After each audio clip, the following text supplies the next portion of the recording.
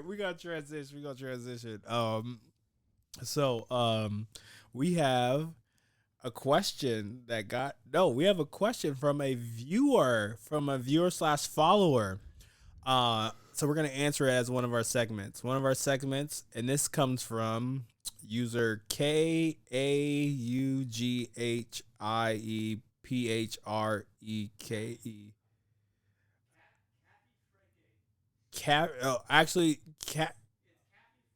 Cappy Freaky. Cappy Freaky. Cappy Freaky. Can I get a Cappy Freaky? What? Caffee Freak. Coffee Freak. All right. Her question for us. And thank you for actually giving us the question. I appreciate that. We talk back. The question Absolutely. is, how do you tell the difference between platonic feelings and romantic feelings? Ooh. I'm going to tell you something, AJ. Cartier. Thank you. I gotta cut that shit out. Stop that. You missed the first one. No. It's gonna be Editing's going to be crazy for me. I'm like, fuck. Knowing the difference between platonic feelings and romantic feelings, I feel like that's very tough. It's a blurred line because I always say a lot of the stuff in this world is like black and white thinking. It's either yes or it's a no. But a lot of the world that we kind of live in is understanding the in between, and that's the gray. So I say you have to know what your intentions are in the situation, because there are a lot of people who don't know this person has a crush on them. So it's kind of hard to be like, oh, this person got me a bottle of water, and they be like, I got this bottle of water for you, girl, because it's special. But I think before I go deeper with it, I would say that's my initial answer, but I have another part to it. But I'm curious, what are your thoughts on it? Ooh, this is say the question one more time. Platonic feelings. How do you tell the difference between platonic feelings and romantic feelings? And romantic feelings. If it's reciprocated. Honestly, feelings are feelings. Feelings are a part of like the emotional aspect of like who we are in nature. But I think platonic feelings come from this sense of nothing further. I feel like romantic feelings come from the sense of I want to see where this can go. So I think it's more of like the reciprocation and the receiving of the feelings. Emotions, you're going to love who you love, like who you like.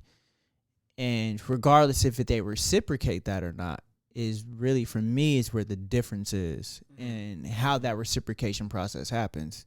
So if I meet somebody and say, hey, man, let's go on a date, is that romantic feelings for this individual?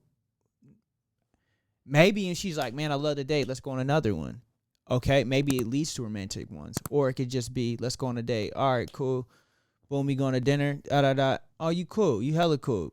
Whatever. And it's, so I think it's just how it's received and reciprocated. I still have one more point to bring up, but I actually like what you said. I think to answer this viewer's question, to have it be like straightforward, because we gave this person a lot of like read between the lines. I think you gotta listen to AJ. Knowing if something is platonic or romantic feelings comes from self-awareness. That comes from inside of you, where like, let's talk about this from yourself, because I came in from an angle of like it's outside and like someone gives you like a bunch of roses, where like that's an easy indicator, like that might be romantic feelings, rather than someone's like, oh, let's get a beer after work. That could be totally platonic. We're cool. So I think if it's you going out, like not outward going inward going out, I think you have to identify within yourself where like, if you're doing this with the intention, integrity that, this person, I get this queasy butterfly feeling, or you're just doing it because you care or you want to further or deepen that relationship, that's what I would say internally comes with knowing the difference. Now, the outward going inward, I feel like that's more different, and you have to stay vigilant. And I always say it's always good to ask questions of like, why is this important? Yeah. Why are you getting me water and not anyone else? So and I think that's a great point is that expression towards communication, which we always talk about how communication becomes very important in that process, right? Because if I'm continuing to accept these things, you're going to give me flowers, you're going to give me shoes, you're going to give me this, you're going to let me drive your car all the time. And to me, oh, that's just the homie. And to her, it's I'm trying to cause romantic feelings out of this. I want to reciprocate, but none of that's communicated. There's going to be a ruffle of feathers and ruffle of feelings and emotions that come out of that might not be on the platonic side something that you was the intention, but on the romantic side it was the intention originally, and I think that's where that communication becomes important, because you can get your friends gift with no expectation. Mm-hmm. And I think that is the importance of relationship as a whole, is they're encompassing of the same. Now, romantic relationship, which is a piece of that umbrella, is different. Platonic relationship, which is more of a friendship, is completely different, right? But at the end of the day, it's still relationships. So the whole mentality has to stay the same. The communication has to stay the same. The eagerness of getting to know each other has to stay the same. And I think that's why it's important to set that foundation and figure out where you're going to stand on that first. And to me, I think that's just the biggest difference. So, let us know. I feel like we answered the question. I feel like you just got some free game. Ball game. There was one more thing. Wasn't there one more question or something that we wanted to bring up? Oh no, man. It's fine. I feel like answered perfectly. No, backseat critics, you are not sending a question.